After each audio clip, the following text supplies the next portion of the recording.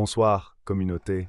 C'est un véritable plaisir d'être à nouveau avec vous pour vous apporter les histoires les plus macabres et terrifiantes qui nous parviennent chaque semaine.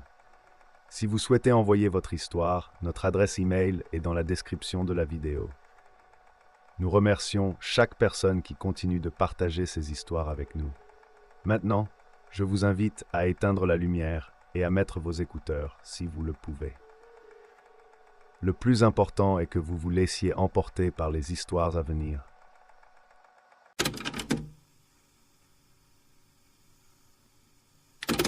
Je n'aurais jamais imaginé qu'hériter d'une maison puisse apporter plus que des souvenirs. Quand je suis arrivé dans cette région rurale, tout semblait trop calme, comme si le temps lui-même s'était arrêté, piégé parmi les arbres géants et le silence oppressant. La maison, isolée du monde, se dressait seule au milieu de cette vaste étendue, ces vieux murs porteurs de secrets que je n'avais pas encore découverts.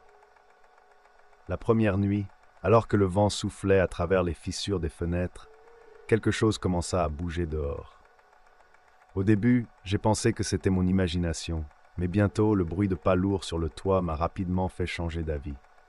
C'était comme si quelque chose rôdait, attendant le bon moment pour se révéler. Le cœur battant, je suis allé à la fenêtre, et là, dans la cour, j'ai vu quelque chose qui fit glacer mon sang. La silhouette était là, à distance, mais ses yeux brillaient dans l'obscurité, fixés sur moi. Elle ressemblait à un homme, mais il y avait quelque chose de profondément anormal chez lui. Son corps était une fusion grotesque d'éléments humains et canins, une créature sortie tout droit d'un cauchemar. Je restais paralysé, incapable de détourner les yeux, tandis qu'elle restait immobile, me regardant comme si elle attendait quelque chose. Ou quelqu'un. Ce n'est que lorsque la créature disparut dans les ténèbres que je pus enfin bouger à nouveau. À ce moment, une certitude s'empara de moi. Cette maison, qui devait être un refuge, abritait une terreur à laquelle je n'étais pas encore prêt à faire face. Mais d'une manière ou d'une autre, je savais que le véritable cauchemar ne faisait que commencer. La nuit tomba plus rapidement que je ne l'avais prévu, apportant avec elle une obscurité dense qui engloutit tout l'horizon. Après une journée épuisante à déballer des cartons et à essayer de redonner vie à cette vieille maison, tout ce que je voulais, c'était un peu de repos. J'ai allumé la cheminée dans la pièce principale, laissant le pitement des flammes rompre le silence presque palpable qui enveloppait chaque pièce. Alors que le bois brûlait, j'ai décidé d'explorer un peu plus la maison, curieux de découvrir les traces que mon grand-père avait laissées derrière lui. Les couloirs étaient longs et sombres, avec des planchers en bois qui craquaient à chaque pas. De vieux tableaux ornaient les murs, représentant des paysages inconnus et des visages de personnes que je n'avais jamais rencontrées. Il y avait une étrange sensation que les yeux des tableaux me suivaient, tandis que je passais, observant chacun de mes mouvements. À l'étage, j'ai trouvé une pièce verrouillée. La serrure était rouillée, mais avec un peu d'effort, j'ai réussi à l'ouvrir. L'air à l'intérieur était lourd et dense, comme si personne n'y était entré depuis des décennies. Au centre de la pièce se trouvait une table recouverte d'une nappe poussiéreuse, et dessus, un vieux carnet en cuir, usé par le temps. J'ai pensé à l'examiner de plus près, mais un bruit soudain m'a figé sur place. Des pas, clairs et distincts, résonnant directement au-dessus de moi. J'ai levé les yeux vers le plafond, le cœur battant de façon erratique. Il était impossible que quelqu'un soit sur le toit à cette heure-là, surtout dans un endroit si isolé. J'ai essayé de me convaincre que cela pouvait être un animal, peut-être un chat ou un oiseau nocturne. Mais les pas étaient lourds, méthodiques, comme si quelque chose de grand et de conscient se déplaçait là-haut. Rassemblant mon courage, je suis rapidement descendu les escaliers et suis sorti par la porte de derrière, armé seulement d'une lampe torche clignotante. L'air de la nuit était froid et une fine brume commençait à se former sur la pelouse. J'ai pointé la lumière vers le toit, mais je n'ai vu que des ombres dansantes créées par les arbres voisins. Puis, du coin de l'œil, j'ai remarqué un mouvement près de la forêt qui entourait la propriété. J'ai dirigé la lampe dans cette direction, et mon sang s'est glacé. Parmi les arbres, une silhouette se tenait là, à moitié cachée par les ombres, mais clairement en train de m'observer. Elle avait la taille et la forme d'un homme, mais quelque chose dans sa posture et ses contours était profondément anormal. Les yeux de la créature brillaient d'un jaune intense, reflétant la lumière de ma lampe d'une manière presque surnaturelle. Sa peau semblait sombre et rugueuse, avec un éclat humide, comme si elle venait de sortir d'un marais. Le plus terrifiant était la forme de son visage, un mélange troublant de traits humains et canins, avec une mâchoire allongée et des dents acérées qui brillaient dans l'obscurité. Je restais paralysé, incapable de bouger ou même de respirer correctement. La créature inclina légèrement la tête, comme si elle m'étudiait, évaluant chaque partie de mon âme exposée dans ce moment de terreur absolue. Pendant un moment qui me sembla éternel, nous restâmes là, à nous fixer dans le froid de la nuit. Puis, sans prévenir, la créature se retourna et disparut parmi les arbres avec une agilité impressionnante, ne laissant que le silence et ma peur pour me tenir compagnie. Les mains tremblantes, je retournai dans la maison et verrouillai toutes les portes et fenêtres que je pouvais trouver, essayant de créer une barrière entre moi et ce qui rôdait dehors. Cette nuit-là, assis près de la cheminée presque éteinte, je réalisais que quelque chose de bien plus sombre que je ne pouvais l'imaginer était lié à cette maison. L'héritage que mon grand-père m'avait laissé portait des secrets sombres, et je craignais que cela ne soit que la première des nombreuses nuits terrifiantes à venir. Le jour suivant apporta un faux sentiment de sécurité, avec le soleil qui perçait à travers les fenêtres poussiéreuses, dissipant une partie de la peur qui s'était enracinée en moi pendant la nuit. Pourtant, le souvenir de cette créature ne me laissait pas en paix. Chaque fois que je fermais les yeux, je voyais ses yeux jaunes qui me fixaient, et le bruit des pas sur le toit résonnait dans mes oreilles. Je décidai que j'avais besoin de réponses. Je ne pouvais pas simplement ignorer ce qui s'était passé, mais je ne savais pas par où commencer. Alors, j'ai fait ce que toute personne sensée ferait dans une telle situation. Je suis allé chez la voisine, la seule âme vivante à des kilomètres. C'était une femme âgée, peu bavarde, qui semblait toujours à l'écart de tout, comme si le temps l'avait aussi oubliée là-bas. J'ai frappé à sa porte, et quand elle l'ouvrit, ses yeux semblèrent me percer, comme si elle connaissait déjà la raison de ma visite. Nous nous sommes assis dans sa cuisine, un endroit imprégné de l'odeur des herbes séchées et de quelque chose d'indéfinissable, et j'ai commencé à lui raconter ce qui s'était passé. Je lui parlais des pas sur le toit, de la créature que j'avais vue dans la cour. Elle écouta en silence, sans interruption, son regard fixé sur le mien, évaluant chaque mot que je disais. Lorsque j'eus fini, le silence dans la cuisine devint presque insupportable. La vieille femme resta pensive un long moment avant de finalement parler. Sa voix était basse, presque un murmure, mais chaque mot semblait porter le poids des siècles. « Ce que tu as vu, commença-t-elle, n'était ni un animal ordinaire, ni un homme ordinaire. C'était un nawal. Le terme me semblait familier, quelque chose que j'avais peut-être entendu dans une vieille histoire, mais je ne me souvenais plus exactement de ce que cela signifiait. Elle continua, expliquant que le nawal était une sorte de sorcier, quelqu'un qui possédait la capacité de se transformer en animaux, généralement avec des intentions malveillantes. Ces êtres, selon les légendes, pouvaient prendre la forme de créatures terrifiantes, des mélanges d'hommes et de bêtes, et étaient connus pour traquer ceux qui leur étaient redevables. La peur était devenue une présence constante, une ombre dont je ne pouvais me défaire, peu importe mes efforts. Chaque son dans la vieille maison semblait amplifié, chaque craquement des murs, chaque souffle du vent me faisait imaginer la créature rôdant, attendant le bon moment pour revenir. Mais la peur, aussi paralysante qu'elle soit, apporta avec elle une détermination inattendue. Je ne pouvais pas continuer à vivre ainsi, dans un état constant de terreur.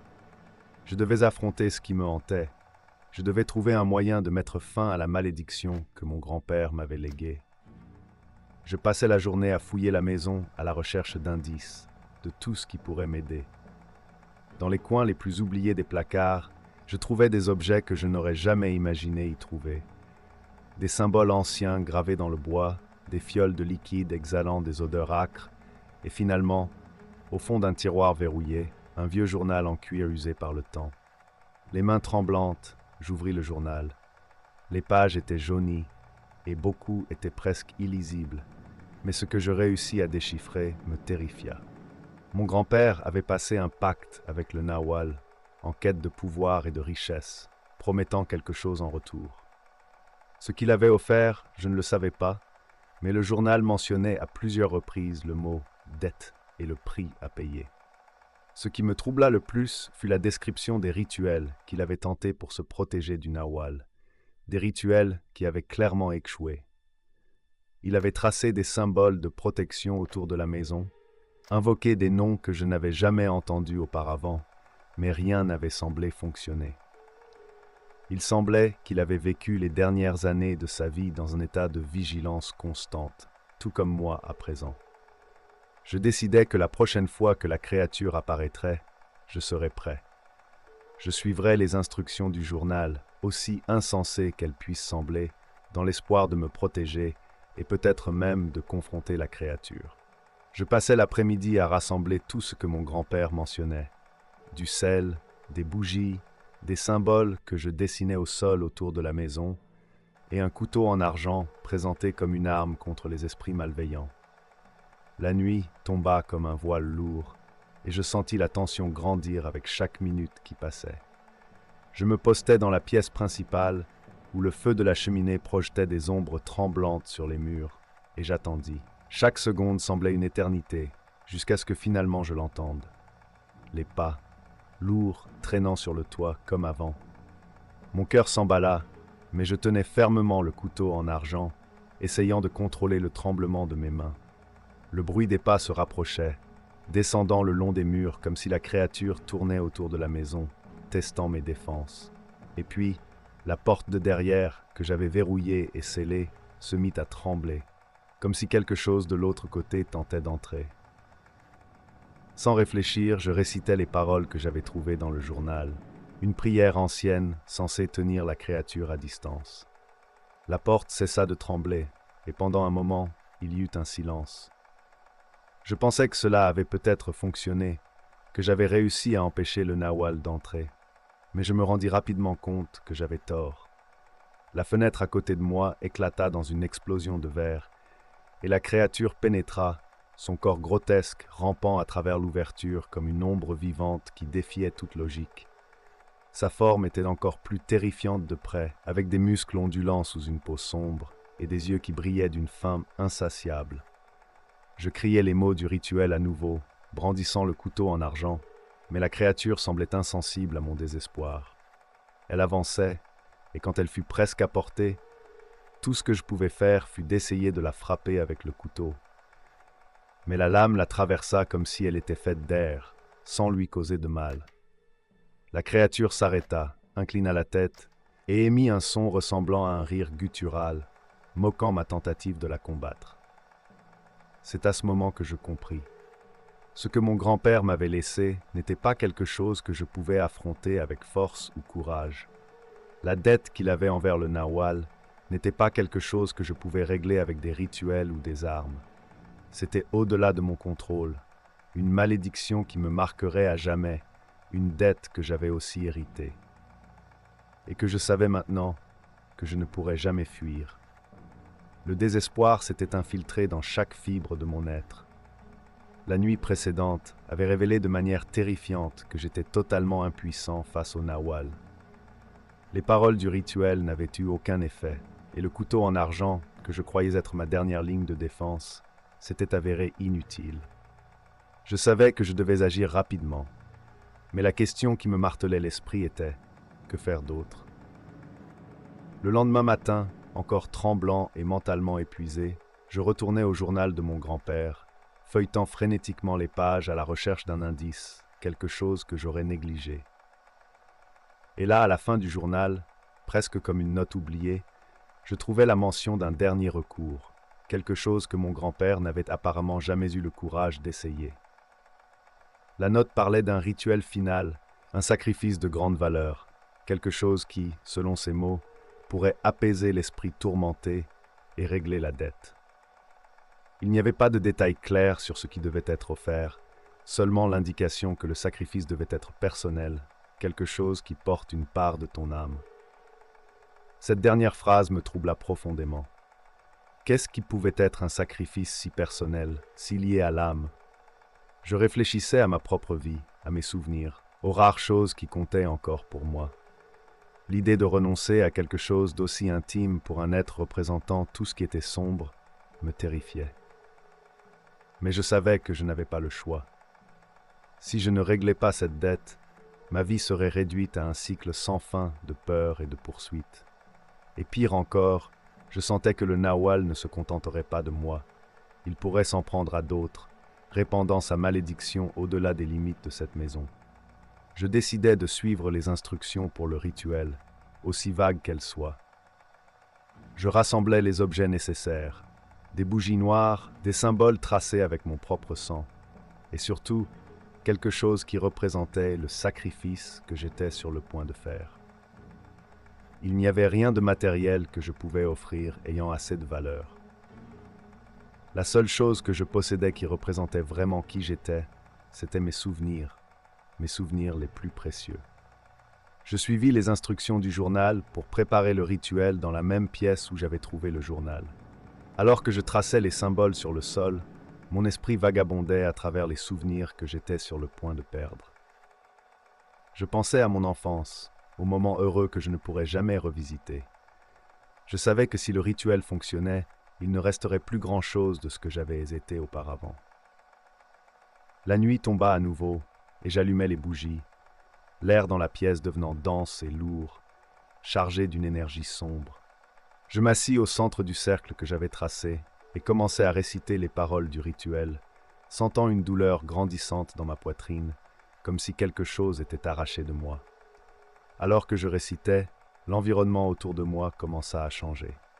Les ombres sur les murs s'allongèrent, se tordant en des formes impossibles, et l'air autour de moi sembla vibrer d'une présence invisible, mais terriblement puissante. Le bruit des pas, désormais familier, résonna à travers la pièce, mais cette fois, je ne regardais pas. Je savais que la créature était là, attendant ce que j'allais faire. Je fermai les yeux, et d'un dernier mot, offris mes souvenirs, mon passé, en sacrifice final. Je ressentis une douleur aiguë, comme si une partie de moi avait été arrachée, puis un vide. Quand j'ouvris à nouveau les yeux, la pièce était silencieuse, les ombres étaient redevenues normales, et le Nawal avait disparu. Je ne ressentis pas de soulagement. À la place, une profonde tristesse m'envahit. Je savais que j'avais réglé la dette, mais le coût était trop élevé. Les souvenirs que j'avais sacrifiés, les fragments de mon âme qui étaient désormais perdus, ne pourraient jamais être récupérés. J'étais toujours vivant, mais une partie essentielle de qui j'étais avait été effacée à jamais. Je quittais la maison avec la certitude que je n'y reviendrais jamais. Alors que je marchais le long du chemin de terre, le sentiment de vide grandissait en moi, une blessure ouverte qui ne guérirait jamais. Le ciel était couvert et le vent soufflait à travers les arbres, mais tout semblait lointain, comme si j'étais séparé du monde par une barrière invisible. La dette avait été réglée, mais le prix que j'avais payé était plus grand que tout ce que j'aurais pu imaginer. Les souvenirs que j'avais donnés au Nawal, les fragments de ma vie qui avaient disparu au moment du sacrifice, laissaient un trou béant dans mon âme. Je pouvais sentir que quelque chose me manquait, des morceaux de qui j'étais, des moments que je ne pourrais jamais revivre. J'arrivais en ville au crépuscule, épuisé, tant physiquement qu'émotionnellement. Je trouvai un petit hôtel et louai une chambre, essayant de me convaincre que tout était fini, que le Nawal ne me suivrait pas. Mais alors que je m'allongeais dans mon lit, le vide en moi continuait de grandir, une obscurité silencieuse qui murmurait dans les profondeurs de mon esprit. Les jours passèrent, et bien que la peur d'être poursuivi par le Nawal diminuait, le poids de la perte devint insupportable. J'essayais de continuer à vivre une vie normale, mais tout semblait dépourvu de couleur, de sens. Les souvenirs que j'avais sacrifiés étaient plus que de simples moments. Ils étaient l'essence de ce qui faisait de moi ce que j'étais.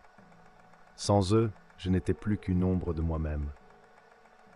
Parfois, dans mes rêves, j'entends encore les pas sur le toit. Je vois encore les yeux jaunes briller dans l'obscurité. Je me réveille en sueur, le cœur battant, et pendant un moment, je crois que la créature est revenue. Mais bientôt, Je réalise que la véritable terreur n'est pas à l'extérieur, mais en moi, dans la partie de mon âme qui a été arrachée et ne reviendra jamais.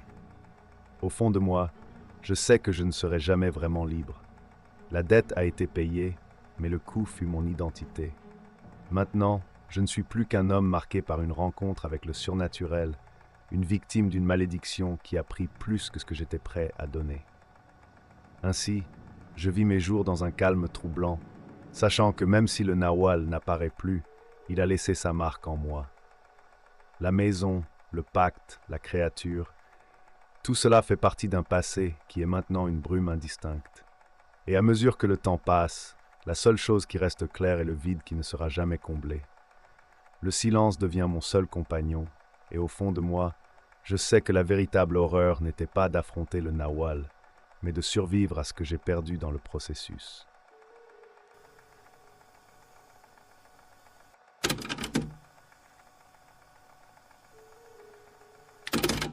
La pluie commença à tomber lourdement, comme si le ciel était déterminé à engloutir le monde dans les ténèbres.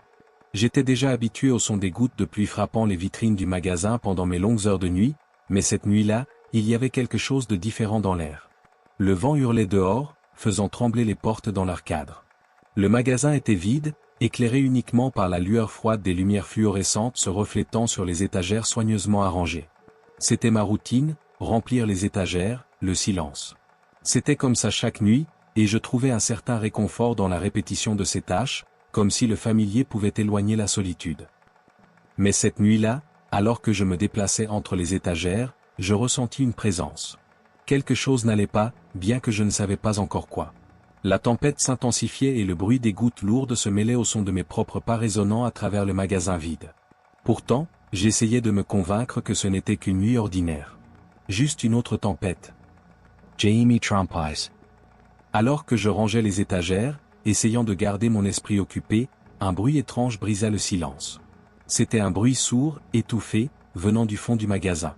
Au début, je pensais que ce n'était peut-être que le vent, ou peut-être quelque chose qui avait été renversé par la tempête qui devenait de plus en plus forte à l'extérieur. Mais il y avait quelque chose dans ce bruit qui ne collait pas, quelque chose qui fit se dresser les poils sur ma nuque. Je laissai ce que je faisais et me dirigeai vers l'arrière-boutique. Chaque pas que je faisais était accompagné par le son de la pluie frappant de plus en plus fort contre le toit en métal. Quand j'atteignis l'arrière-boutique, l'endroit était vide, exactement comme je l'avais laissé. Je regardais autour, m'attendant à trouver quelque chose de déplacé, peut-être une boîte tombée ou une livraison tardive, mais il n'y avait rien. Le silence s'installa à nouveau, lourd, presque suffocant. Je marchai vers la porte de derrière et l'ouvris, jetant un coup d'œil dehors. La nuit était sombre et la pluie tombait comme un rideau dense, rendant difficile de voir quoi que ce soit au-delà de quelques mètres. Il n'y avait personne dehors, aucun signe de mouvement, juste la tempête implacable. Mais ce bruit, il continuait à résonner dans mon esprit comme un souvenir persistant de quelque chose que je ne pouvais pas tout à fait identifier. Je refermai la porte, sentant une inquiétude grandissante. Quelque chose n'allait pas, mais je n'arrivais pas à mettre le doigt dessus. Je retournai dans le magasin, essayant de me convaincre que ce n'était que mes nerfs à cause de la tempête. Cependant, la sensation d'être observé, que quelque chose ou quelqu'un se rapprochait, ne me quittait pas. Et je savais que la nuit ne faisait que commencer. Je retournai à l'avant du magasin, essayant de me débarrasser de l'inquiétude qui s'accrochait à moi comme une ombre. Mais en entrant dans l'allée principale, mon cœur s'arrêta un instant. Il y avait quelque chose sur le sol qui ne devait pas être là, quelque chose qui n'était pas là auparavant. Des empreintes. Des empreintes mouillées dispersées sur le sol du magasin. Elles étaient apparues de nulle part et se dispersaient dans différentes directions, comme si quelqu'un avait erré dans tous les coins pendant que j'étais dans l'arrière-boutique. L'eau des empreintes brillait encore sous les lumières, fraîche, récente. La panique commença à me monter à la colonne vertébrale. J'étais censé être seul dans le magasin, j'en étais certain. Ou du moins, je le devrais être. Chacune de ces empreintes était un signe silencieux que quelqu'un avait été là ou, pire encore, était encore là. Ma respiration s'accéléra, devint irrégulière. Je commençai à suivre les empreintes, essayant d'ignorer le son de mon propre cœur battant dans mes oreilles. Chaque pas que je faisais résonnait dans l'espace vide, mais je ne pouvais pas m'empêcher de penser que je n'étais plus seul. Le magasin, autrefois un lieu de routine et de sécurité, ressemblait maintenant à un labyrinthe d'incertitudes et de menaces invisibles. Le silence était lourd, et les empreintes continuaient à me mener plus profondément dans un sentiment grandissant de terreur. La terreur qui m'envahissait était insupportable. Chaque ombre semblait bouger, chaque bruit insignifiant devenait un cri d'alarme dans mon esprit. Les empreintes mouillées dispersées dans le magasin étaient une preuve indéniable que je n'étais pas seul, pourtant il n'y avait aucun signe de qui ou de quoi les avait laissées. Mon cœur battait si fort que je pouvais presque entendre le sang marteler mes tempes. Je devais faire quelque chose, trouver un endroit sûr, sortir d'ici. Je courus vers l'arrière-boutique, où je savais que je pouvais m'enfermer. Mes mains tremblaient en tournant la clé dans la serrure, ressentant un léger soulagement lorsque la porte se verrouilla avec un clic. La pièce était petite et étouffante, les étagères encombrées de papiers et de boîtes. Je m'adossai au mur, essayant de calmer ma respiration, qui était courte et désespérée. Avec des mains tremblantes, je saisis mon téléphone et composai le numéro de la police. Chaque sonnerie semblait durer une éternité, jusqu'à ce qu'enfin une voix à l'autre bout réponde. J'essayais d'expliquer la situation, mais les mots sortaient embrouillés, précipités, embrouillés par la peur. Je leur parlais des empreintes, du bruit que j'avais entendu, de la sensation d'être observé. La voix au téléphone tenta de me calmer, disant qu'une patrouille était en route, mais les mots semblaient lointains, irréels, comme s'ils venaient d'un monde où la peur n'existait pas. Dehors, la pluie frappait plus fort, noyant tout autre son, sauf le battement frénétique de mon cœur. J'étais enfermé, en sécurité ou du moins, j'essayais de m'en convaincre. Mais la peur que ces empreintes indiquaient quelque chose de plus sinistre, quelque chose encore présent dans le magasin, ne me laissait pas tranquille. Et tandis que j'attendais, la tension dans cette petite arrière-boutique grandissait, comme si les murs se refermaient sur moi. Je savais que d'une manière ou d'une autre, le danger était toujours là, rôdant, attendant de se révéler. Les lumières clignotantes de la voiture de patrouille perçaient enfin l'obscurité, et je faillis m'effondrer de soulagement lorsque les agents entrèrent dans le magasin, armes dégainées, prêts à fouiller chaque recoin de cet endroit qui me semblait désormais si étranger et menaçant. Ils se dispersèrent, avançant méthodiquement dans les allées, vérifiant chaque coin, tandis que je restais dans l'arrière-boutique, essayant de calmer mes nerfs. Les minutes s'étiraient comme des heures tandis que j'attendais qu'il ait terminé. Enfin, l'un des agents revint vers moi, son visage sérieux mais perplexe. « Nous n'avons trouvé personne, dit-il, sa voix ferme mais teintée d'incertitude. Juste les empreintes mouillées dont vous avez parlé, menant à la porte latérale. » La porte latérale. Une vague de réalisation glaciale m'envahit. J'avais oublié de la verrouiller, laissant une invitation ouverte pour quelque chose ou quelqu'un d'entrer sans être remarqué. L'agent me conduisit à la porte, où les empreintes mouillées s'arrêtaient, la porte légèrement entr'ouverte, oscillant doucement sous l'effet du vent. Mais l'horreur véritable se dévoila lorsque nous visionnâmes les images des caméras de sécurité. Les caméras capturèrent une silhouette encapuchonnée glissant silencieusement par la porte latérale. Il se déplaçait avec un calme inquiétant, comme s'il savait exactement où j'étais tout le temps. À un moment donné, il s'arrêta à quelques pas de moi, se tenant là, m'observant alors que je m'occupais de mes tâches, totalement inconscient de sa présence. Il erra dans le magasin comme un prédateur étudiant sa proie, avant de ressortir dans la nuit, partant juste avant l'arrivée de la police. L'image de cet homme, sa manière de se déplacer, la façon dont il observait, est gravée dans mon esprit. Il n'a jamais été retrouvé et son objectif d'être là cette nuit-là reste un mystère. Mais une chose est certaine, j'étais à quelques pas du danger, et la réalisation que pendant un bref moment, ma vie était entre les mains de quelqu'un dont je ne savais même pas qu'il était là est quelque chose que je n'oublierai jamais. Depuis cette nuit-là, tout a changé pour moi.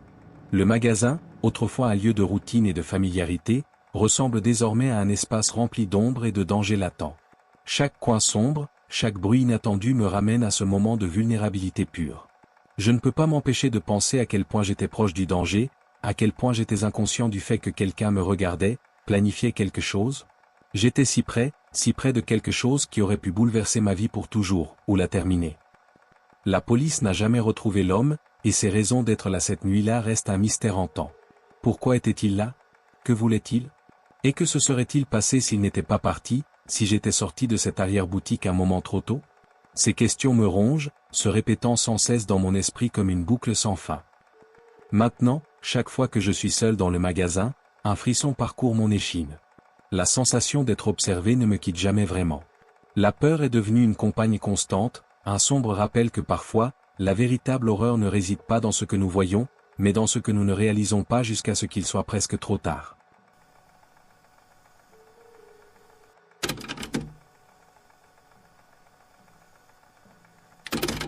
La pluie tombait à verse, transformant la route en une rivière sombre et interminable. Les gouttes de pluie frappant le pare-brise ressemblaient à des doigts invisibles tapotant avec insistance alors que les essuie-glaces peinaient à garder une vue dégagée. Il était tard, bien plus tard que d'habitude pour une livraison, mais le travail l'exigeait de moi de temps en temps. J'étais à l'extérieur de la ville, dans un endroit où l'obscurité semblait tout engloutir, et les lumières de ma camionnette étaient mes seules compagnes dans la vaste solitude de la nuit. Le sentiment d'isolement était intense, comme si le monde s'était contracté jusqu'à ce qu'il ne reste que moi, la route mouillée et le son monotone de la pluie.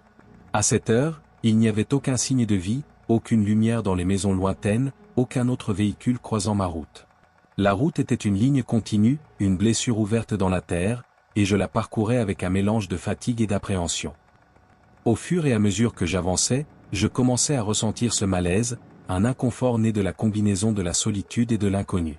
Le silence, uniquement brisé par le ronronnement du moteur et le bruit de la pluie, était oppressant. Et puis, à travers le brouillard d'eau qui se formait devant moi, j'ai vu quelque chose au loin, les feux arrière tamisés d'un vieux camion avançant lentement, presque en se traînant sur la route sombre.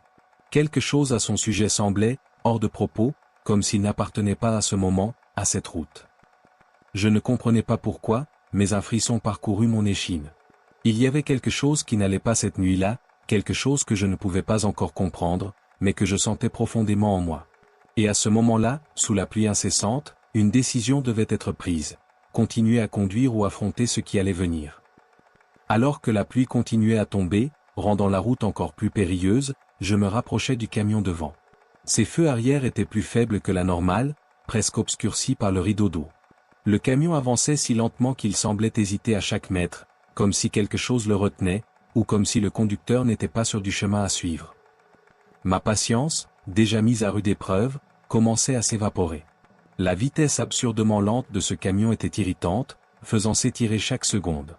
Il n'y avait aucune raison pour qu'il avance si lentement sur cette route déserte, à moins qu'il n'y ait un problème quelconque, mais même dans ce cas, ma frustration l'emportait sur ma préoccupation. J'avais besoin de continuer, de terminer cette livraison et de quitter cette route solitaire le plus vite possible. J'ai décidé de le dépasser. J'ai accéléré la camionnette, me préparant à dépasser le véhicule mystérieux.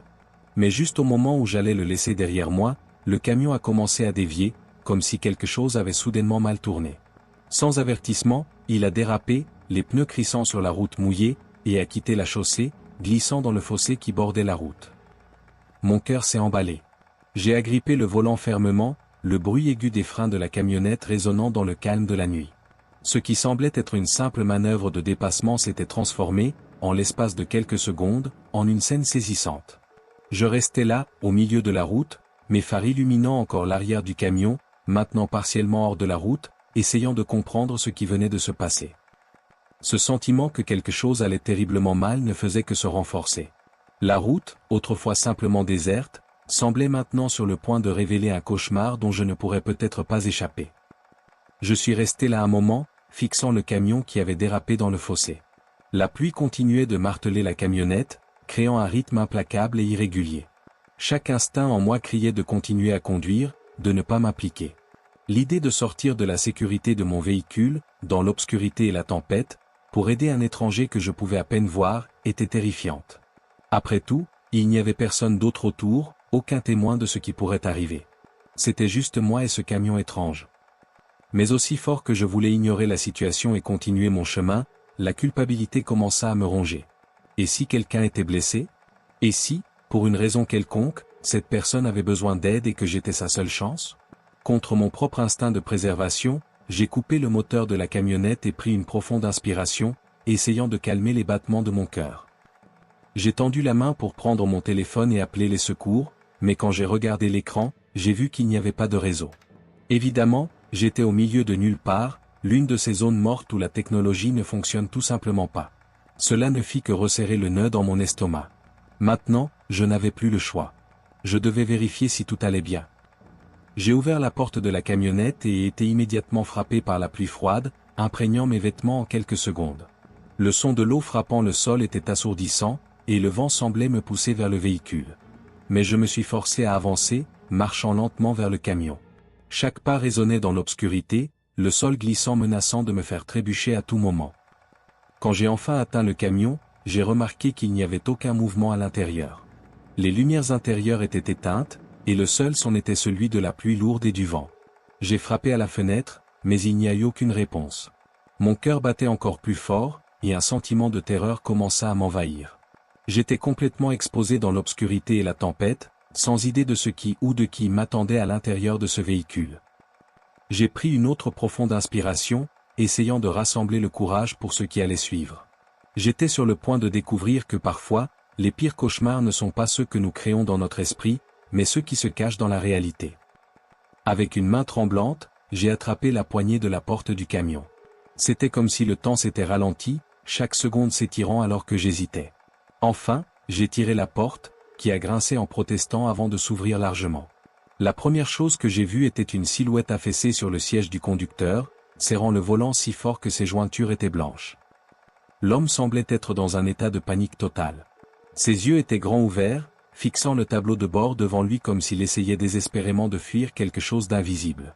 Le bruit de la pluie martelant le toit noyait sa respiration rapide, mais je pouvais voir sa poitrine se soulever et s'abaisser frénétiquement et de manière irrégulière. « Ça va ?» demandai-je, ma voix sortant plus faible que je ne l'avais voulu. Il ne répondit pas immédiatement, mais après un moment, il tourna lentement la tête vers moi, ses yeux creux rencontrant les miens. Il y avait quelque chose de profondément troublant dans son regard, comme s'il voyait quelque chose au-delà de moi, quelque chose que je ne pouvais pas comprendre. Le sentiment que j'avais trébuché dans quelque chose de bien plus grand et plus dangereux que ce que je pouvais comprendre ne faisait que se renforcer. Finalement, il parla, sa voix rauque et instable. « Emmène-moi à la ville la plus proche, maintenant. » Ce n'était pas une demande, c'était un ordre, livré avec une urgence froide et désespérée qui m'envoya un frisson dans le dos. Chaque fibre de mon être me disait de refuser, de courir jusqu'à la camionnette et de partir aussi vite que possible. Mais quelque chose dans la situation me paralysait, comme si une force invisible me poussait à agir. Sans vraiment savoir pourquoi, j'ai hoché la tête et fait signe à l'homme de me suivre. L'homme bougea avec une étrange urgence, comme si chaque seconde passée en dehors de la ville était un pas de plus vers une destinée inconnue. Il sortit du camion sans se soucier de la pluie torrentielle qui nous trempait tous les deux et me suivit jusqu'à la camionnette, sa présence rayonnant d'une tension presque palpable. Une fois qu'il fut à l'intérieur, le silence entre nous était lourd, chargé de tout ce qui n'était pas dit. Alors que je démarrais le moteur et reprenais la route, la seule chose qui résonnait dans mon esprit était le regard qu'il m'avait lancé. Ce regard de panique pure et désespérée, mêlé à une froideur qui semblait inhumaine. Je ne savais pas qui était cet homme, mais quelque chose me disait qu'en le laissant entrer dans ma voiture, j'avais ouvert la porte à un cauchemar dont il n'y aurait pas d'échappatoire facile. La camionnette roulait sur la route détrempée, et le silence à l'intérieur était presque étouffant. L'homme à côté de moi était assis raide, tout son corps tendu, comme s'il était prêt à agir à tout moment. Il n'avait pas dit un mot depuis son entrée dans la camionnette, et l'atmosphère entre nous était chargée d'une énergie inquiétante. J'essayais de me concentrer sur la route devant moi, mais sa présence était impossible à ignorer. Après ce qui m'a semblé être une éternité à conduire en silence, j'ai décidé d'essayer de briser la tension. « Toi esa erra casaba ? Qu'est-ce qui est arrivé à ton camion ?» demandai-je, ma voix à peine plus qu'un murmure, comme si j'avais peur de parler trop fort. Il ne répondit pas tout de suite, gardant ses yeux fixés sur l'obscurité qui défilait à l'extérieur, son regard intense et inquiétant. Lorsqu'il finit par parler, son ton était froid et distant. « Ça n'a pas d'importance. Continue de conduire. » Il y avait quelque chose dans ce ton qui me fit frissonner. C'était comme s'il était ailleurs, piégé dans une pensée ou un souvenir qui le terrifiait, mais qui en même temps le gardait concentré sur un objectif que je ne pouvais pas comprendre. À chaque minute qui passait, la tension en moi grandissait, un sentiment que quelque chose de terrible était sur le point de se produire. Alors que la route s'étendait devant nous, je le remarquai bouger dans son siège, devenant de plus en plus agité. Ses yeux allaient et venaient, scrutant les arbres qui bordaient la route, comme s'il s'attendait à voir quelque chose ou quelqu'un nous suivre. Sa respiration devint plus lourde, et il commença à marmonner pour lui-même des mots que je ne pouvais pas tout à fait comprendre, mais qui portaient un ton de désespoir croissant. Nous approchions maintenant d'un petit village, les faibles lumières de quelques maisons éparses commençant à apparaître. Mais au lieu de le calmer, la vue de la civilisation semblait l'agiter encore plus. Il se mit à bouger nerveusement dans son siège, regardant derrière nous à plusieurs reprises, comme s'il était certain que quelque chose se rapprochait. Mon esprit tournait à toute vitesse, essayant de comprendre ce qui se passait. Qui était cet homme ? De quoi fuyait-il ? Et plus important encore, qu'avais-je laissé entrer dans mon véhicule? Chaque fois que j'essayais de lui poser une question, il répondait par des réponses courtes et évasives, s'il daignait répondre, et à chaque réponse, mon malaise grandissait. Enfin, le village était juste devant nous. J'ai repéré les faibles lumières d'une station-service et décidé de m'arrêter. Peut-être qu'il pourrait appeler quelqu'un, peut-être que je pourrais trouver un moyen de me débarrasser de ce sentiment oppressant de terreur qui grandissait depuis qu'il était monté dans ma camionnette. Mais à mesure que je ralentissais, son comportement devenait encore plus étrange. Il commença à trembler légèrement, ses mains se serrant et se desserrant autour de la ceinture de sécurité à plusieurs reprises. J'avais le sentiment distinct que quelque chose allait terriblement mal tourner, et tout mon corps se tendit en prévision. Lorsque je me suis finalement garé devant la station-service, le silence à l'intérieur de la voiture était assourdissant. Et à ce moment-là, j'ai su que le véritable danger était sur le point de se révéler. Dès que j'ai garé la camionnette devant la station-service, l'atmosphère à l'intérieur est devenue électrique, comme l'air avant un orage. L'homme à côté de moi était complètement immobile, mais je pouvais sentir la tension qui émanait de lui, une énergie inquiétante qui faisait se dresser tous les poils de mon corps. J'étais sur le point de lui suggérer de sortir et d'appeler quelqu'un, mais avant que je puisse dire quoi que ce soit, tout a dérapé. En un instant, il s'est jeté sur moi avec une force qui m'a totalement pris par surprise. Ses mains ont attrapé ma chemise avec une férocité que je n'avais pas anticipée, et j'ai à peine eu le temps de réagir avant qu'il ne me claque contre la porte de la camionnette. L'impact fut brutal, la douleur irradia de mon épaule alors que ma tête heurtait la vitre. « Ne bouge pas !» cria-t-il, sa voix un mélange de désespoir et de quelque chose de plus sombre, quelque chose qui m'envoya une décharge de terreur pure. Je luttais pour me libérer, mais il était fort, et la peur que j'avais essayé de contenir explosa en une panique totale. Ses mains se déplacèrent vers ma gorge, serrant juste assez pour couper mon air, et la camionnette, qui m'avait autrefois semblé être un refuge dans la tempête, ressemblait maintenant à un piège où je pourrais rencontrer ma fin. Je luttais pour me libérer, mais il était fort, et la peur que j'avais essayé de contenir explosa en une panique totale. Ses mains se déplacèrent vers ma gorge, serrant juste assez pour couper mon air, et la camionnette, qui m'avait autrefois semblé être un refuge dans la tempête, ressemblait maintenant à un piège où je pourrais rencontrer ma fin.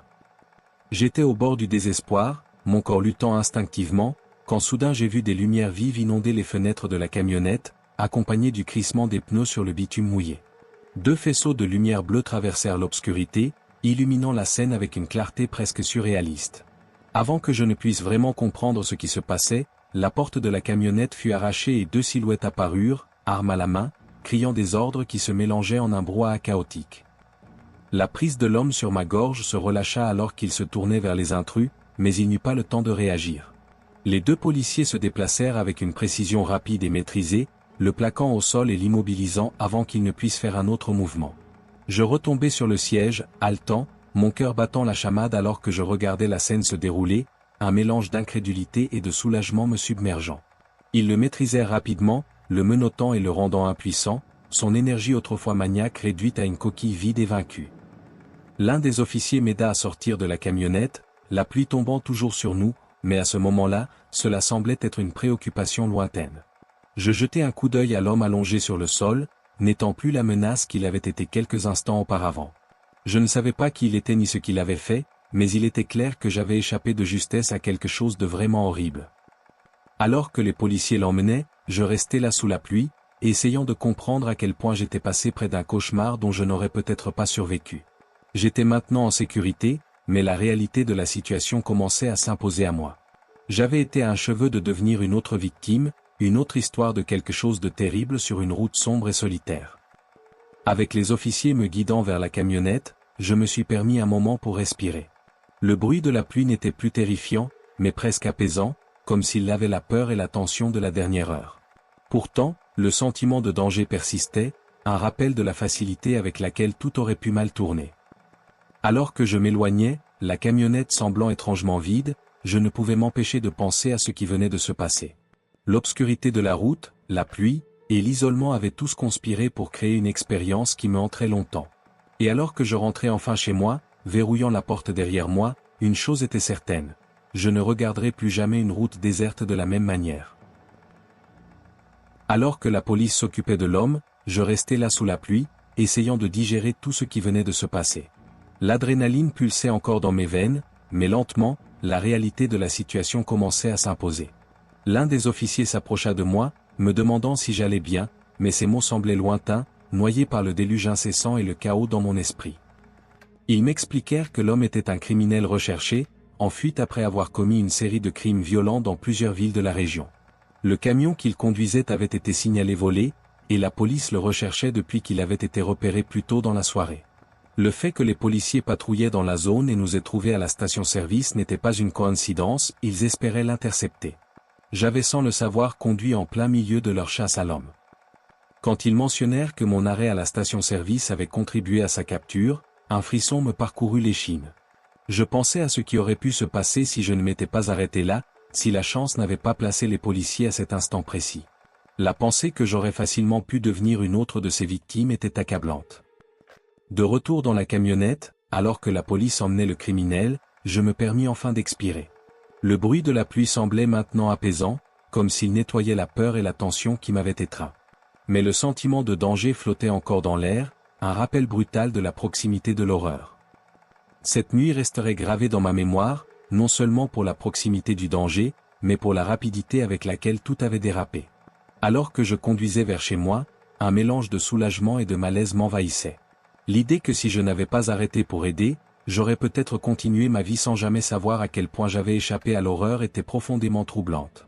Pourtant, il y avait aussi un étrange réconfort dans le fait de savoir que, d'une manière ou d'une autre, j'avais survécu à une rencontre avec quelque chose de vraiment sinistre.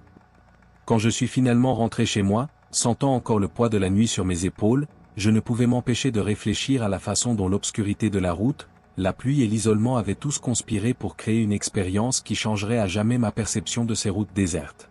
Et alors que je fermais la porte derrière moi, une certitude subsistait. Je ne regarderai plus jamais une route déserte de la même manière.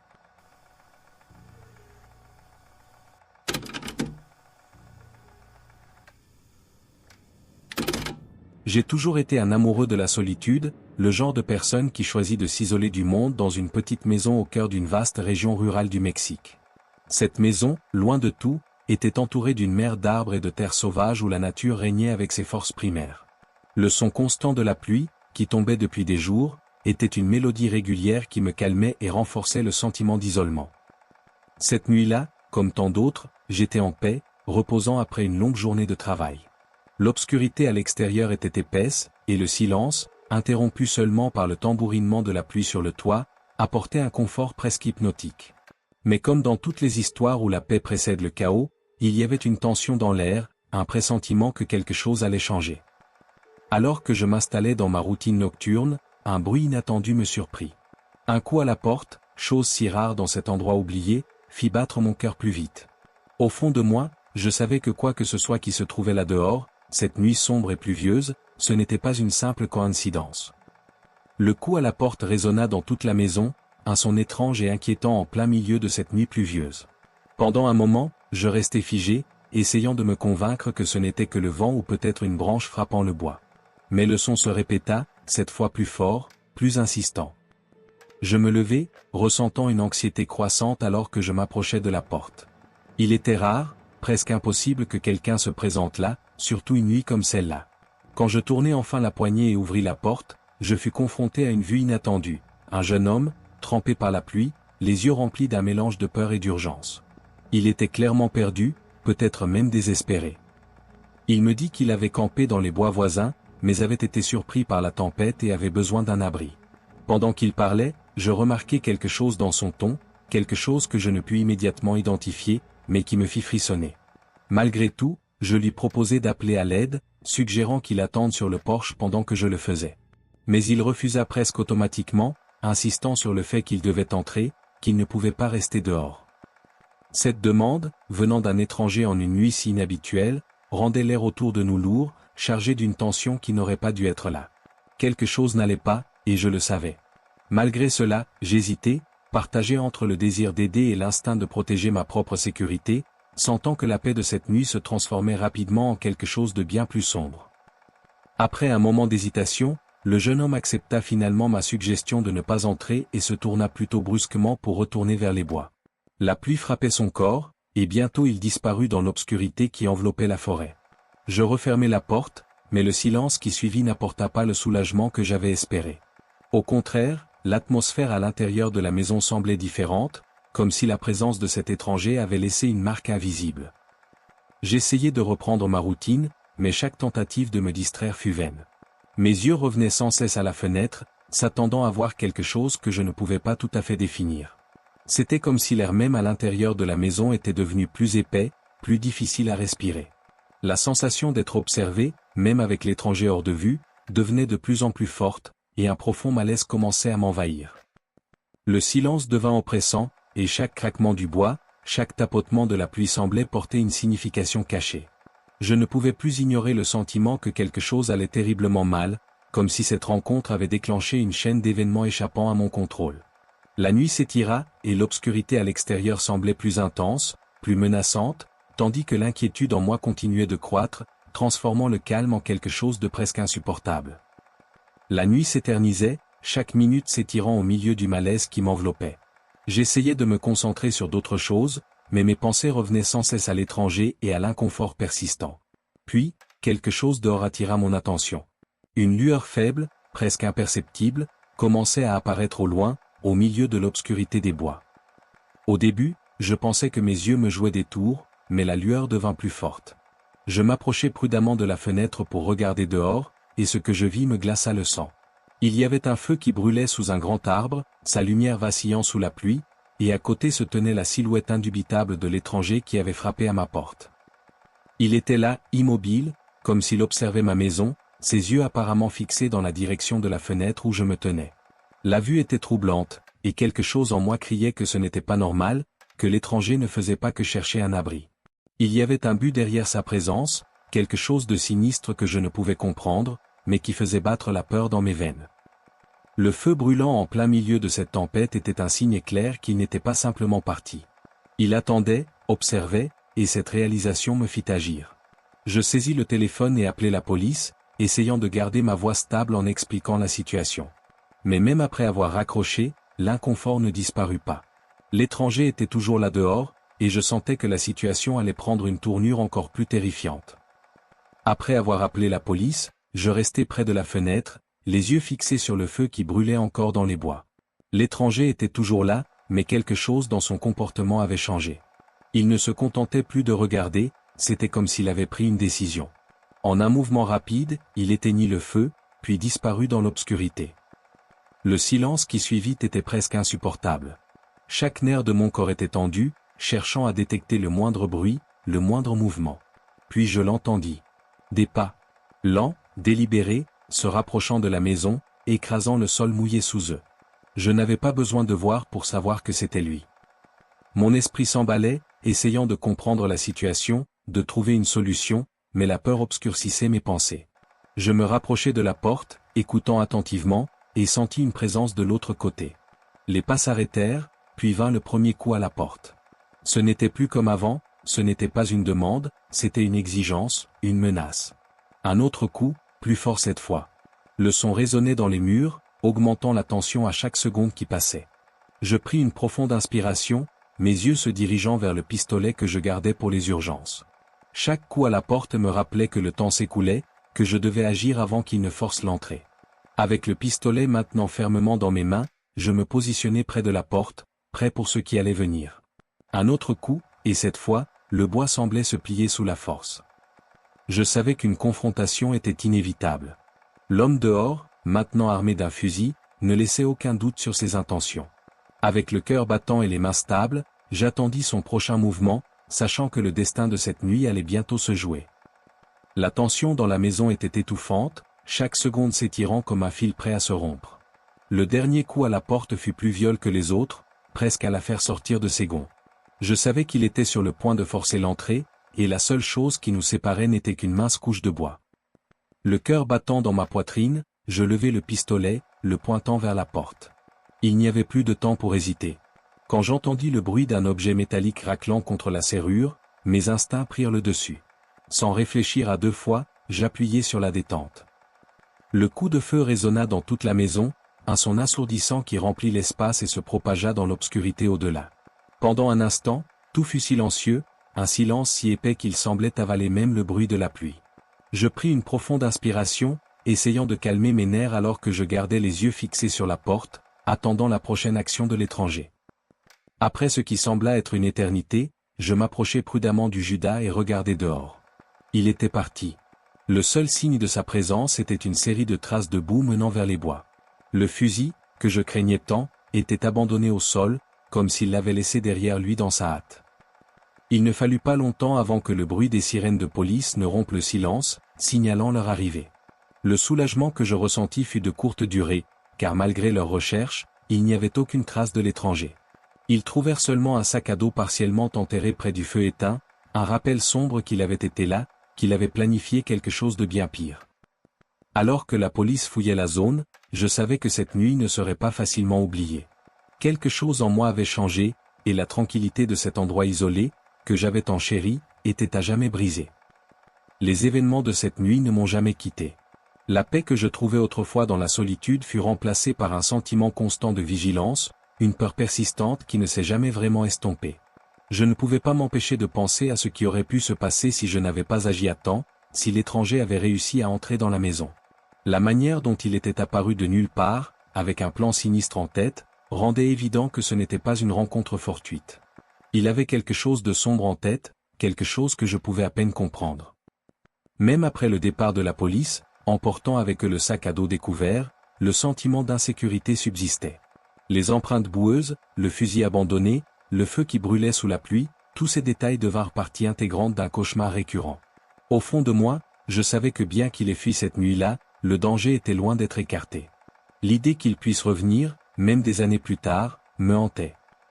Aujourd'hui, je vis toujours dans la même maison, mais les nuits ne sont plus jamais les mêmes. Chaque bruit, chaque ombre ravive la peur de cette nuit-là. Je vis dans un état constant d'alerte, sachant que la paix est une illusion fragile dans un endroit aussi isolé. Et bien que le monde extérieur reste inchangé, quelque chose en moi a été à jamais altéré. Le silence, autrefois réconfortant, est devenu un rappel sombre que je suis toujours à la merci de l'inconnu.